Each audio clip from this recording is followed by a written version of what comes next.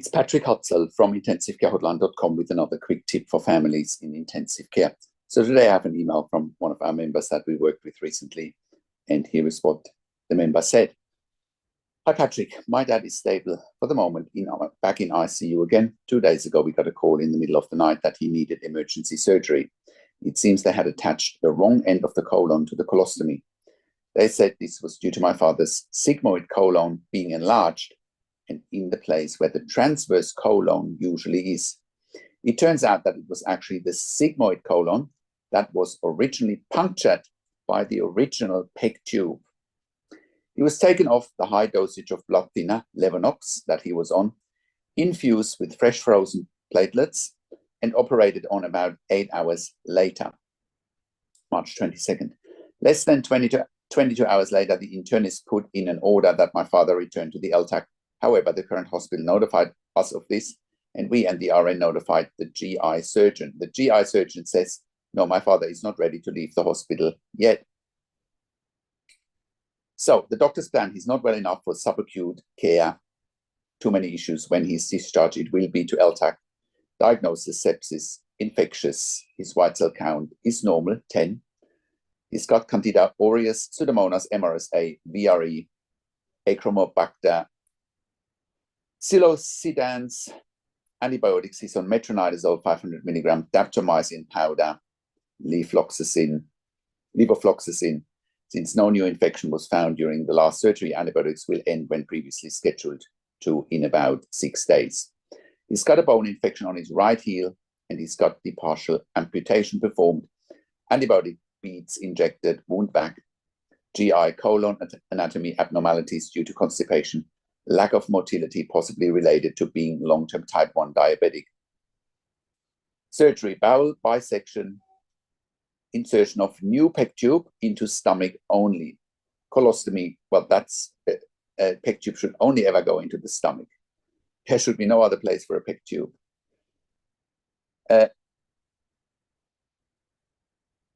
Corrected colostomy, meds, metoclopramide given every 8 hours, Pepsid every 8 hours, Zofran as needed. Nutrition, TPN with new G-tube had tolerated tube feeding. It was stopped because of wrong end of colon brought up to colostomy. TPN has insulin added to it that seemed to cause his low blood sugars yesterday afternoon and at night. The nurse has asked them to adjust the TPN. They said they were giving the colon a rest. I will ask when they will start trialing tube feeds. Wound vac for incision wound, bed sores on bottom, wound care, specialty mattress, turn every 2 hours. Now, just for any of you who are wondering, what is TPN? TPN stands for total parenteral nutrition. It also means it's intravenous nutrition. Whenever someone can't be fed through the mouth or enterally with a nasogastric tube or a PEG tube, that's when TPN is used. Just go to our website and type into the search box TPN and you will get more information about that. Our website is intensivecare.hotline.com. Next, right arm in proximal right brachial vein today, restarted Lovenox at low dose. Plan is to keep increasing fluid retention medications, Lasix and Foley catheter. In the United States, the client continues, the member. In our country, it is only one private for-profit company that does LTAC, although there are different locations. I strongly disagree that there's plenty of companies in the US that do LTAC, but I'll talk about that later. At the previous LTAC, they let his foot wound become infected. They let him aspirate and get pneumonia, need to go on a ventilator and perforated his colon and let him get septic before dialing 911 and dumping him at the emergency department. We want to take him home, but the doctor says training to help with the trach and ventilator will take too long. We are trying to find options for skilled nursing care at home. It seems like this is a common practice for children who have a tracheostomy and a ventilator, but not for adults in Southern California in the United States. Go and check out intensivecare@home.com for home care in the United States for your dad's situation. Go and check out intensivecare@home.com. Next, the member continues. Previous to the latest operation, he was back on the T-bar or a T-piece during the day, and they were going to order a speaking valve. LTAC did not send with him or give to us when they tried to get his things. They have done a blood gas daily and have said it's very good. Today, he was on CPAP, then the T-piece or trach mask, tolerating both well. The blood gas was done, results good, also monitor showing between 97 to 100% SpO2, oxygen levels, with 28% oxygen. Their plan is to get him back to the TPs all day, ventilation at night, because that's how he was when he entered this hospital. However, before the latest surgery, he seemed like he would be able to go longer because his heart rate was staying stable and oxygenation at 100, and he was not fatigued. As he heals, my plan is to ask for more time if he tolerates it. Sedation. He's not sedated as such, but the two things he has available for pain as needed are IV Tylenol and morphine. It was still loaded, but he does not do well on that. Hallucinations, stress, paranoia, doesn't recognize family, which leads to sweating, increased heart rate. Next. Mentally, my father is alert and responsive and able to follow directions and signal to get his needs met. He's using today, he can move his upper extremities and is working on uncurling his fingers. Last week, he was weak, but able to swing his legs and sit at the edge of the bed for a while with the OT. Today, he was worried because he can't move his legs. It has to do with the devices on his lower legs to help with circulation, the nurse thinks. Regarding breathing and coughing exercises, where do you suggest I look up information about that? We have been asking for months about passive range of motions exercises for his legs. We were told he had to be cleared for that, and after he was, they only came once. Can you suggest a source for me to look at? This hospital is another one that is refusing to give any information at all until release. We had an agreement that they would print out results of procedures, but that only happened one time. I have asked repeatedly, and they say they are not allowed to. This severely curtails our ability to make informed decisions about care for my father. Next, mentally, my father is alert and responsive. He's using some printed core boards to communicate along with gestures and spelling things out on one with alphabet and numbers. Thank you so much for all you do, from Heather. Now, Heather, this is, I know this is really, really a bad situation, but it just illustrates once again, your dad was in LTAC, right? And then he bounced back to ICU.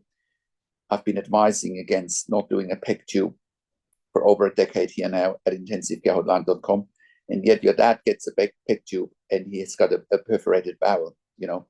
And if people tell, for anyone watching this, if people tell you that it needs to be a PEG instead of a nasogastric tube, well, once again, PEG surgery is, or a PEG tube requires surgery. Nasogastric tube doesn't require surgery. It just requires good nursing care, right? And anyone who's trying to tell you or trying to persuade you that a PEG is the only way forward if your loved one can't be weaned off the ventilator and or tracheostomy, they're lying to you. They're absolutely lying to you. And I will show you a research paper that I put below this video where it clearly highlights, it's evidence-based, that a PEG tube causes more harm than a nasogastric tube, right? I'm not making this up. This is just cold hard evidence, not more than that. Okay, so what else? So, you know, your dad is in a big, big mess, really. That's the reality. Your dad is in a big, big mess because of, you know, the things that went wrong. At least now he's able to make some form of progress. Now, let's just be very clear. I have not seen patients coming off the ventilator successfully without physical therapy, without mobilization, without a lot of TLC, without good nursing care, getting your dad into having a shower, you know. But given that your dad is having pressure sores, he hasn't been receiving good nursing care, right? And that's probably happened in the LTAC, right? So to illustrate that once again, our member here consented to a PEG tube in ICU that enabled the ICU to send him to LTAC. The member didn't know that it was dangerous, and look at the mess that this patient is in now by going to LTAC. By, you know, do not give consent to a PEG tube. The first question you need to ask when you have a loved one critically ill in intensive care, especially if they're ventilated with a breathing tube, is the intensive care team doing everything beyond the shadow of a doubt to get your loved one off the ventilator and the breathing tube and avoid the tracheostomy? That is the very first question you need to ask. I will link to a video here, how to wean a critically ill patient off the ventilator and the breathing tube. This is knowledge you need to have when you have a loved one in intensive care, so that you can make informed decisions, have peace of mind, control, power, and influence when you have a loved one in intensive care. so that you can influence decision-making fast, making sure your loved one gets best care and treatment, right?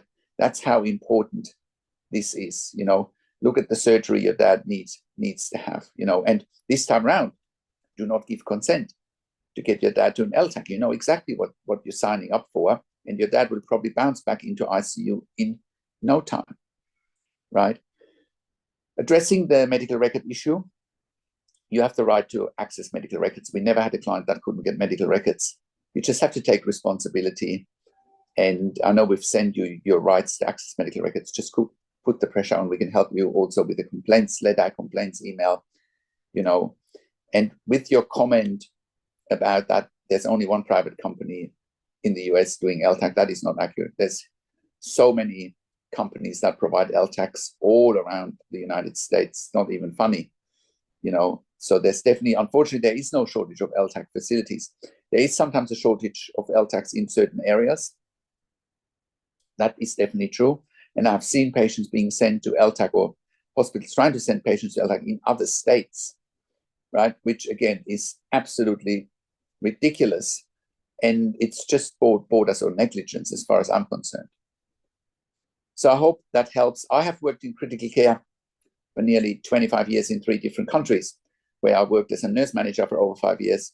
And I've been consulting and advocating for families in intensive care since 2013 here at intensivecarehotline.com.